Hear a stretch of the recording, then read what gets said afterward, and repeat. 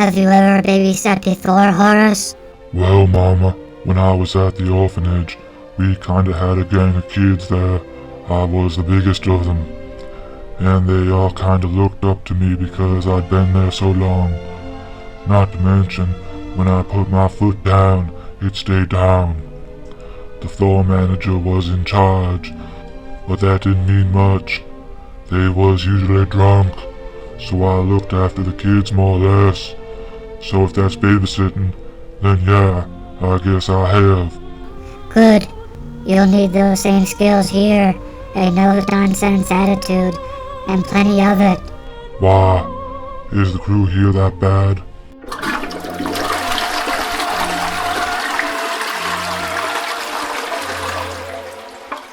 You can't take anything for granted in this house, Horace.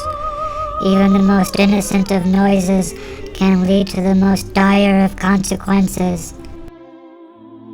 A toilet? We fixed it so Mervin can't flood the house anymore. Even so, where there is a Mervin, there's a potential for danger and damage.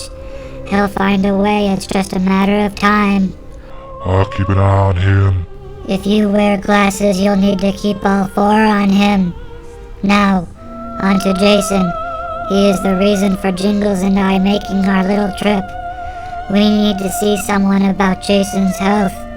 For whatever reason, we've not been able to stir him from his coma. As such, all you'll have to do is see that he gets his physical therapy each day, as well as whatever the doctor adds as he visits for Jason's checkups. Sounds easy enough. Now, on to Ollie. This child is another story entirely. I thought he might be. My little brother went to school with him. He was in the same class. I've heard stories about Ollie. Many stories. I'm afraid they are all more than likely true. Oh boy. This is going to be a tough assignment, isn't it? Unknown, Horace. That depends on Ollie. He's weak, but he's getting stronger. With his returning strength, there is a returning problem as well. So far it is minor. However, with its return comes the memories of a turbulent past, along with the derelict needs of a more immediate set of days. Ollie is a troubled boy, Horace. He is currently recovering from withdrawal from street drugs, and he needs constant supervision so that he doesn't hurt himself or those who are trying to take care of him. I've heard of the intestinal issues he's had. I've even heard them from time to time. The drugs, though, what's the story on that, Mama? If I'm to help the boy, I need to know the story. Ollie's farting set off a chain of events that changed his life for the worse. It began with one fart in particular, the unfortunately timed one that collapsed Navigo's cave and, until recently, was also believed to be the cause of the death of one Bunson bear. Ollie Bright had to bear the weight of that on his shoulders, the horrid trauma of the death of a friend. That's about the time he went missing, wasn't it? Indeed it was. He, Mervin, Jason, and Sylvester Koala all went missing about that time. We found out that they joined up with a malevolent being known as the Overseer, a very powerful and a very evil being bent on universal domination. Fortunately for the universe, his plans were foiled. What kind of hold did this Overseer have on those kids? What did he promise them? Promise Mervin? Their heart's greatest desire, either presently or in time. What he promised Ollie is something he gave him immediately. He cured Ollie's flatulence issue. Ollie was cured? Like, totally? For a time. For as long as he was with the Overseer, Ollie was like you and me. The Overseer had that hold over the boy. Ollie was told that should he leave the group, his flatulence would return all too quickly. Ollie did not leave willingly. The Overseer was defeated and Ollie, Mervin, and Jason were sent back here. Sylvester, as it turned out, didn't stay with the group for long and found his own way back home. Ollie, when he got back, the thoughts came back too? Did they ever? When they did, Ollie didn't let us know about it. Instead, he hightailed it out of here and hit the streets in search of his own cure. Oh man, so that's how he got into street drugs. He was out trying to find a replacement for whatever it was the Overseer was giving to him. That's right. He failed miserably too. Broke, hooked, and with nowhere else to go, he returned here. Mama, I don't understand how Ollie got into the condition he's in, if he was still in good enough shape to return here on his own. Street drugs, yeah, they will drag you down, but if you detox, a person will eventually rise once the body kicks the habit. Enter my young son, Orville, the do-gooder version of him. He was working on a cure for carbuncles when Ollie returned home. Yeah, so? What's that got to do with anything? Let's just say that the younger version of my son is incredibly naive. He left the cure out where anyone could access it. Ollie did. You're not telling me that Ollie actually took this cure? He did. He nearly killed himself by doing it too. That's how he's in the mess he's in now. Later on we learned that Orville used a part of his and my physiology in the cure. So now I've got to figure out a way to cure Ollie on my own, without getting too complicated about the situation, the whys and hows. Ollie's cure has got to be done through love, by making Ollie love himself, his home, those around him, by loving his life. That's not an easy task. The kid needs friends. Basically, Ollie's life, it is an unbalanced scale. He can go two ways, either fall into a life of despair in which he succumbs to the influence of Orville's carbuncle cure, or the lure of the street drugs, or he beats both and lives a clean life. It's all up to him. I'll see what I can do. I knew you would, Horace. You've got a good heart.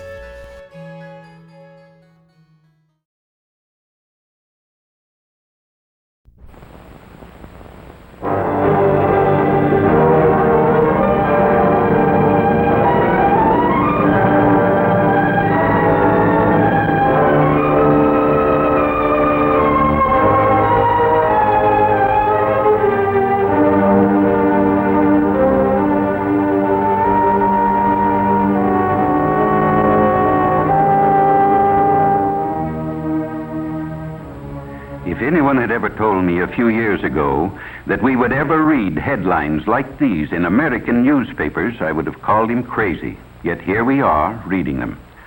In the middle of the 20th century in the United States of America, hundreds and hundreds of teenage boys and girls are becoming hopeless dope addicts every year. It's fantastic, it's unbelievable, and it's terrible, but it's true.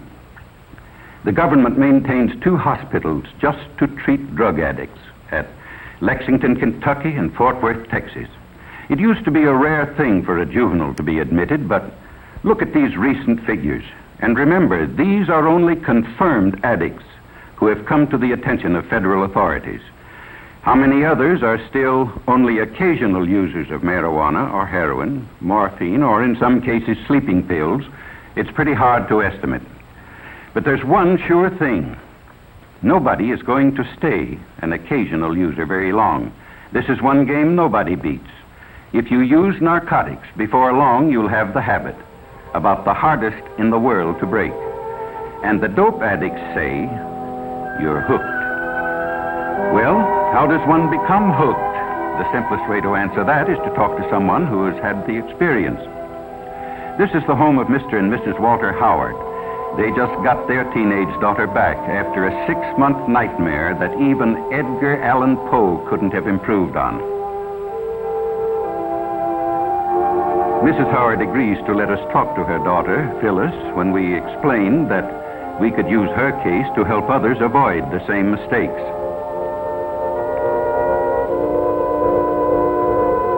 This is Phyllis as she looked 6 months ago, a senior in high school, pretty as a picture. Just recently, she was released from the narcotic ward of the county jail in the custody of her parents. It's hard to believe that this girl is the same as the one in the picture, but it doesn't take long for the drug habit to make anyone over.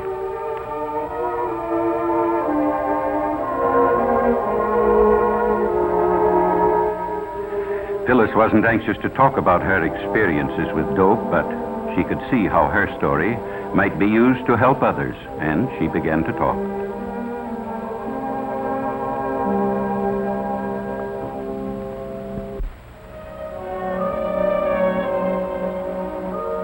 I guess I knew about reefers, that's marijuana, ever since junior high. Some of the boys smoked them, the ones who couldn't get along, who were afraid of everything. You know, the ones with no backbone.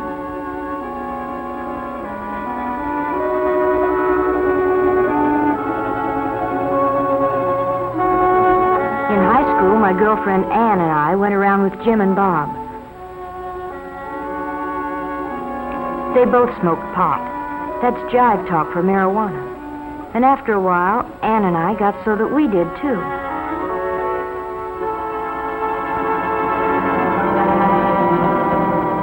It's funny what it does to you.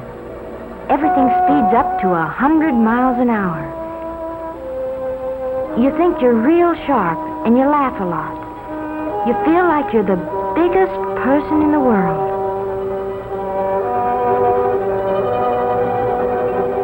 But I didn't feel so good when I came home high that night.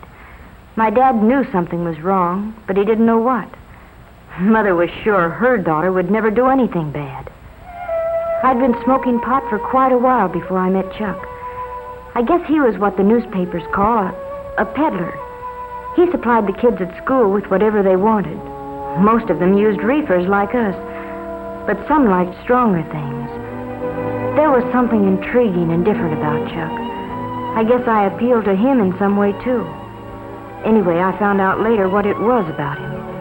He had the heroin habit. He was hooked. Chuck and I started running around together, and one night he asked me up to his place. I knew by now he started peddling after he got the habit, so he could get H for himself. He needed a lot, because he had a big habit. You know something about hypes? They're like a disease. They don't like to see anybody not using the stuff just because they do. Chuck finally talked me into using heroin. He said it would make him feel better. So I tried it. But I was going to be smart. Just take it or leave it. Nothing was going to happen to me. But before I knew it, I was hooked. Bad. I had a heroin habit as big as Chuck. I hadn't been home in weeks. Oh, Chuck and I were married, but it didn't matter very much. Nothing does. Not when you're on H. All you think about day and night is dope. How much you've got, where to get more, what you'll do if you can't get it. And then they'd got Chuck. They had to eventually, I knew that, but it didn't matter much. Nothing did except H. All of a sudden it hit me. If Chuck had seen the cops coming, he might have got rid of our supply.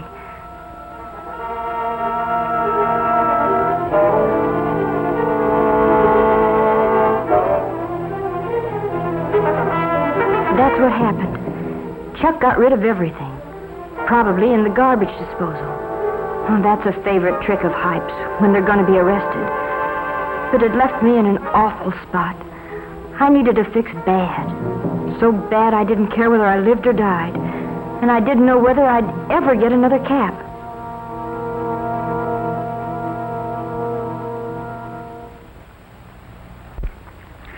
In the meantime, Phyllis's parents had nearly gone crazy. They hadn't seen or heard from their daughter in months. Mr. Howard checked every newspaper story that might by any remote chance have to do with Phyllis. But gradually their hopes died. They were almost convinced she was dead. But I wasn't dead. I tried once to kick off the habit, but I was too far gone. You know, the police say, find a heroin addict and you find a criminal, and that's just about it. If you're hooked bad, it costs about $30 a day for each. Boys get the money by stealing or swiping car parts, maybe by holdups. Girls take up street walking or do what I did, become peddlers themselves. When Chuck went to jail, I used his contacts and peddled dope myself. Sure, I knew it was wrong, but when you're hooked, you can't help yourself. They got me eventually, too, just like they did Chuck. And when I was arrested, I was almost glad. I told them I wanted help. I wanted to try and kick it off. It was horrible. 5 days, and I didn't care whether I lived or died. It feels like your skin is being torn right off you, and then you ache all over and get sick and you can't breathe. Your nose runs and you have a high fever, and then you pass out, but when you wake up, it starts all over again. 5 days. But I was lucky. I kicked it off, and I've never used dope since. Maybe what happened to me will keep it from happening to somebody else. Or I don't even want to talk about it. And all I hope is that someday I can forget it. Well, that's Phyllis's story. In the United States of America, 20th century. Unbelievable, isn't it, that such things can happen? Phyllis's case is typical. Most teenagers start off with marijuana. Then they decide to see if heroin has any kick. It does. Sometimes it only takes a few days to find out they can't leave it alone. In order to get money to buy it, they turn to crime. And that's the story. There are practically no happy endings when you fool with drugs. Doctors say restoring an addict to normal life is about the toughest thing in medicine. Well, what's the answer? Enforcement? Yes, that's one of them, certainly. In the Far East a few years back, they were lining up dope peddlers and shooting them in the back of the head. But it didn't stop addiction. It just made it harder for victims to get the stuff. No, the answer is a simple one. Just use your head. Leave narcotics absolutely alone. Remember what happened to Phyllis and others like her. Talk it over with your parents or school counselor, somebody you have confidence in. Some say the Reds are promoting dope traffic in the United States to undermine national morale. They did it in China a few years back. It's certainly true that the increased use of narcotics plays right into their hands. But why not show everybody, including ourselves, that young American men and women have too much intelligence to make such a stupid, ghastly, tragic mistake? Let's make tomorrow's headlines read like this.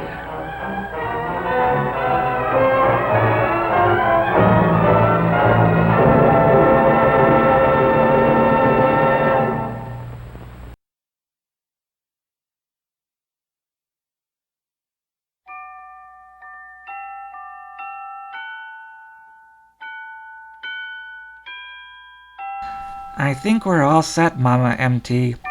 The doctor is upstairs with Jason, and he says no change since his last visit. He's ordering a steroid, and he'll show Horace how to administer it. There's nothing else he can do for the boy without outside intervention. It's all on us now. What about Ollie? Much better. Much, much better. Ollie's sitting up, eating his lunch, and, Yeah, no need to tell me. How are the odor eaters holding out? more will be here this afternoon. Those are on regular delivery, right? I won't have to renew them or anything. We won't run out in the middle of the night or anything. No, they arrive. As I was saying, every Thursday and Friday. As Ollie's strength returns, we might need to move that up to 3 days a week. But Mama M.T. and I should be back by then.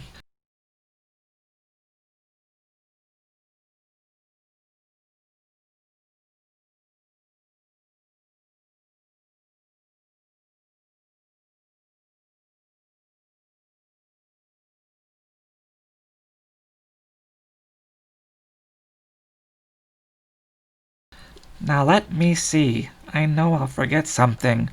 Can you think of anything else, Mama M.T.?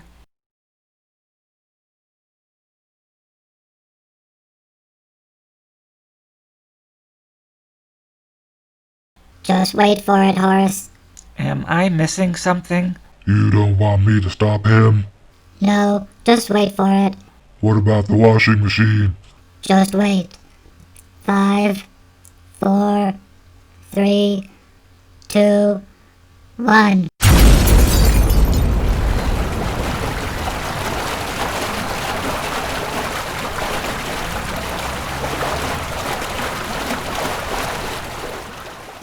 Now, Horace.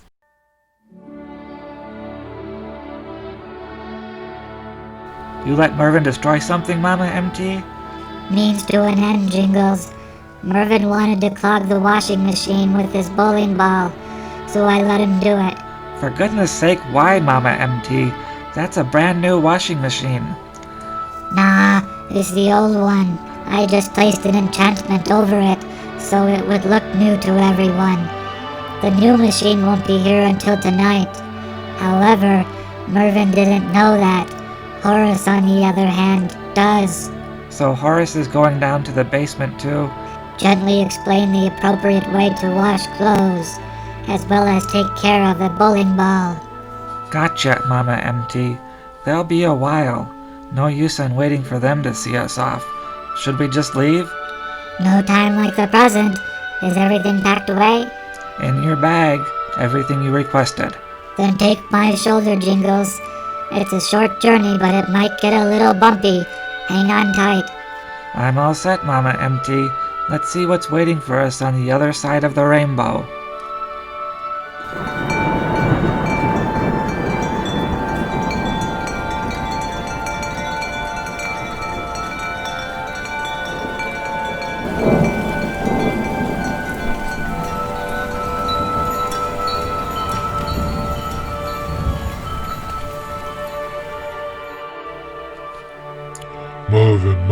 Mervin. This is a bowling ball. It does not go into a washing machine. Do you know why?